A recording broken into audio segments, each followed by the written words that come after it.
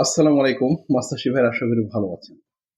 দেশি মাগুর মাছ চাষের ২য় পর্ব অর্থাৎ আয় ব্যয়ের পর্বে আপনাকে স্বাগতম। আমরা প্রতিটি পর্বে চেষ্টা করি সম্পূর্ণ বাস্তব ভিত্তিক কথা বলতে। আমরা এমন তথ্য সরবরাহ করি না যে তথ্যটা প্রয়োগ করে আপনি ১ বছরে কোটিপতি অথবা ফকিরপতি হয়ে যাবেন। আমাদের উদ্দেশ্য হচ্ছে মাছ চাষে লেগে থাকতে হবে। মাছ চাষ কিন্তু একদিনের জন্য না। এটা লেগে থাকতে হবে। দেখা যায় এমনও হতে পারে যে ২য় বছর বা ৩য় বছর, ৪র্থ বছরে আপনি যে লাভ করেছেন, ১ বছরে যে লাভ করেছেন, বিগত সব বছরের তুলনায় বেশি। এজন্য মাছ চাষ একটা রানিং প্রোগ্রাম। এটা এমন না যে আপনি ১ বছর চাষ করে কোটিপতি হয়ে যাবেন, আপনি আর মাছ চাষ করবেন না। আসি মূল আলোচনায়। আমরা দেশি মাগুর মাছ প্রতি শতাংশে ছেড়েছিলাম ৮০০ পিস। তো ৮০০ পিস পোনার দাম যদি আমরা ৳২ করে ধরি, তাহলে ৳১৬০০ আসে। মাছের সাইজটা হবে ২ থেকে ২.৫ ইঞ্চি লম্বা। আমরা যে খরচগুলো বলি এটা সম্ভব, এটাকে আপনারা ফাইনাল ধরবেন না। কারণ পোনার দাম আমি এখানে ৳২ বলছি। দেখা যাচ্ছে আসলে সিজনের সময় ৳২.৫ পিস হয়ে যাচ্ছে বা বেশি হতে পারে, কম হতে পারে। এইজন্য আমরা সম্ভাব্য রেটটা বলেছি। এই খরচ এবং লাভ একটু ১৯-২০ হবে। এটা আপনারা ভিডিও দিলে বুঝতে পারবেন। আমরা কার্প জাতীয় মাছ ছেড়েছিলাম ১০ পিস। ৪ পিসে ১ কেজি হলে ২.৫ কেজি মাছ হয়। ৳২০০ কেজি হলে ৳৫০০। অর্থাৎ ৳১৬০০ পোনার দাম দেশি মাগুর আর ৳৫০০ পোনার দাম হচ্ছে সাদা মাছ। আমরা যেহেতু ৬ মাস চাষ করবো, এখানে লেবার কস্টিং প্রতি শতাংশে আমাদের আসবে ৳৬০০ প্রতি ৬ মাসে। এবং আমাদের পুকুর লিজ আসবে প্রতি ১ শতাংশে ৳৬০০। এটা আমরা হিসাব করে বলছি, আপনারা ক্যালকুলেশন করলে বুঝতে পারবেন। আ মেডিসিন প্লাস অন্যান্য খরচ প্রতি শতাংশে ৳১,০০০। এটা কিন্তু একটি চাষ তোলা পর্যন্ত আমরা হিসাবটা আপনাদের দিচ্ছি। আশা করি এই খরচ যেটা দেখাবো এটা ১৯-২০ হতে পারে। ১৯-২০, আশা করি ১৮-২০ হবে না।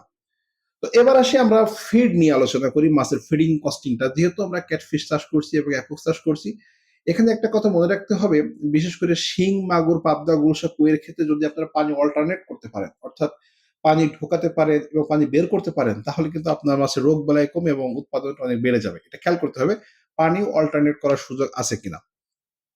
তো আমরা কিন্তু ৮০০ পিস মাছ ছেড়ে আমরা কিন্তু ৮০০ পিস দেশি মাগুর মাছ পাবো না।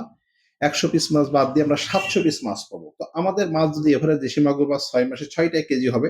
আমার হিসেবে ৫ টা কেজি আসবে, বাট আমি ৬ টা ধরেছি হিসেবের স্বার্থে। তো ৬ টাতে যদি আমরা ৭০০ পিস মাছকে ভাগ করি, তাহলে ১১৬ কেজি সামথিং হয়। মানে আমরা ১২০ কেজি ধরলাম। অর্থাৎ প্রতি শতাংশে আমরা ১২০ কেজি মাছ উৎপাদন করতে পারবো। তো আমরা সবাই জানি যে আমাদের আসলে ফিডিং কস্টিং কিন্তু আমাদের পার ১ কেজি মাছ উৎপাদনের জন্য ভালো কোম্পানি হলে ২ কেজি, ১.৫ কেজি লাগে এবং নরমাল কোম্পানি হলে ২ কেজি। তো আমরা ২ কেজি ধরলাম। অর্থাৎ ১২০ কেজি মাছ উৎপাদনের জন্য আমাদের ২৪০ কেজি ফিড লাগবে। হিসাব খুব পরিষ্কার। এবং আমরা ফিডের দামটা বেশি ধরলাম, ৳৯০ প্রতি কেজি। তো ৳৯০ প্রতি কেজি হলেই ২৪০ কেজি ফিডের দাম আসে আপনার ৳২১,৬০০। তো এই টোটাল মানে যে খরচগুলো আমরা বলেছি এর আগে, সবগুলো যদি আমরা একটা জায়গায় নিয়ে আসি, তো সবগুলো যোগ করলে আমাদের খরচ হয় ৳২৬,০০০ প্রতি শতাংশে। এর এগেইনস্ট এ আমরা সাদা মাছ পাবো ১০ কেজি এবং দেশি মাগুর মাছ পাবো ১২০ কেজি। তো এবার আসি আমাদের বিক্রয় মূল্য নিয়ে। একটি কথা মনে রাখতে হবে, দেশি শিং, দেশি মাগুর মাছ কিন্তু বাজারে ব্যাপক চাহিদা না। যেহেতু এটা দামি মাছ, এটা মানুষ শখের বশে কেনে, অনেকে রোগের পথ্য হিসেবে কেনে। এইজন্য আপনি যদি মনে করেন একদিনে আপনি ২০ মণ মাছ বাজারে নিয়ে যাবেন, তাহলে কিন্তু আপনাকে চোখের পানি ফেলতে বাড়িতে আসতে হবে। কারণ অধিক মাছ আমদানি হওয়ার কারণে কিন্তু বাজারে আপনার পাইকার কমে যাবে, মাছের দাম পড়ে যাবে, আপনি কিন্তু লস করবেন। এইজন্য সিস্টেমটা হচ্ছে, এক্সাম্পল আপনি ১০ মণ মাছ ধরেন, কিন্তু ওই মাছটাকে আপনি ৩ থেকে ৫ টা মার্কেটে পাঠিয়ে দেবেন। এটা সিস্টেম, পলিসি। আমরা সারা বছর খুব কষ্ট করে মাছ উৎপাদন করি সবাই, আমি আপনি সবাই, কিন্তু বিক্রি করার সময় আমরা আলিস্যে দেখাই, একবারে সব ধরে নিয়ে যায় বাজারে দিয়ে দিই, ৳৫০০ বা ৳২০০ দেয় কেজি, বাসায় চলে আসতে হয়। কারণ আড়ত বেচেন তো এই মাছটা বেচতে হবে, তো বাড়ি নেওয়া সম্ভব না। এই জন্য কিন্তু সে ইচ্ছা মতো দাম কম করে বিক্রি করে ফেলে। বিষয়টা মাথায় রাখতে হবে, অল্প অল্প করে বিক্রি করতে হবে। প্রয়োজনে আপনি মাছটা ধরে হাঁপাতে রেখে দেবেন, অল্প অল্প করে বাজারে সেল করবেন। আসি বিষয়টা নিয়ে। তো আমরা কিন্তু ১২০ কেজি মাছ উৎপাদন করেছি প্রতি শতাংশে। আমি আ ১০০ মানে ১ কেজি মাছের দাম ৳৩০০, অর্থাৎ ৳১২,০০০ মণ ধরলাম। এত কমে কখনো দেশি মাগুর বিক্রি হয়? নরমালি ৳১৪,০০০, ৳১৫,০০০ বেচা-কেনা হয়। কিন্তু আমি সবচেয়ে কম ধরতে চাই। আমার হিসাব হচ্ছে আমি খরচটা বেশি দেখাবো এবং লাভটাকে কম দেখাবো। যাতে আপনি নিশ্চিত থাকতে পারেন যে এই পলিসি এপ্লাই করলে আপনার ক্ষতি হবে না। তো আমরা ৳৩০০ প্রতি কেজি বিক্রি করলে আমাদের মাছ হয়েছিল ১২০ কেজি। অর্থাৎ ৳৩৬,০০০ আমরা শুধুমাত্র দেশি মাগুর মাছ বেচতে পারবো। এবং আমরা ২০ কেজি পেয়েছিলাম, ১০ কেজি পেয়েছিলাম কার্প জাতীয় মাছ। ১ কেজি মাছের দাম ৳২০০ হলে আমাদের 10 কেজি মাছের দাম হবে ২,০০০ টাকা। সব মিলে কিন্তু আমরা ৩৮,০০০ টাকার মাছ বেচতে পারলাম। তো ৩৮,০০০ টাকা বিক্রয় এবং খরচ হচ্ছে ২৬,০০০ টাকা প্লাস মাইনাস করলে ১২,০০০ টাকা নিট বেনিফিট পার শতাংশে। অর্থাৎ ১ শতক পুকুরে আমরা ১২,০০০ টাকা লাভ করব দেশি মাগুর মাছ চাষ করে। আসলে খরচটাও যেমন বেশি, এখানে লাভের পরিমাণটাও ঠিক তেমনই বেশি।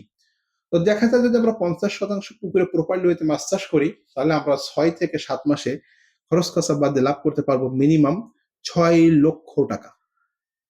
৫০% পুকুরে মাছ চাষ করলে আমরা খরচ খরচা বাদ দিয়ে ৬,০০,০০০ টাকা লাভ করতে পারবো এবং ১ বছর মাছ চাষ করলে আমরা ১.৫ হারভেস্ট তুলতে পারবো, অর্থাৎ ১.৫ গুণ হারভেস্ট তুলতে পারবো। এজন্য আমাদের লাভ হবে ৯,০০,০০০ টাকা। আমি সেটা বলতে চাই না।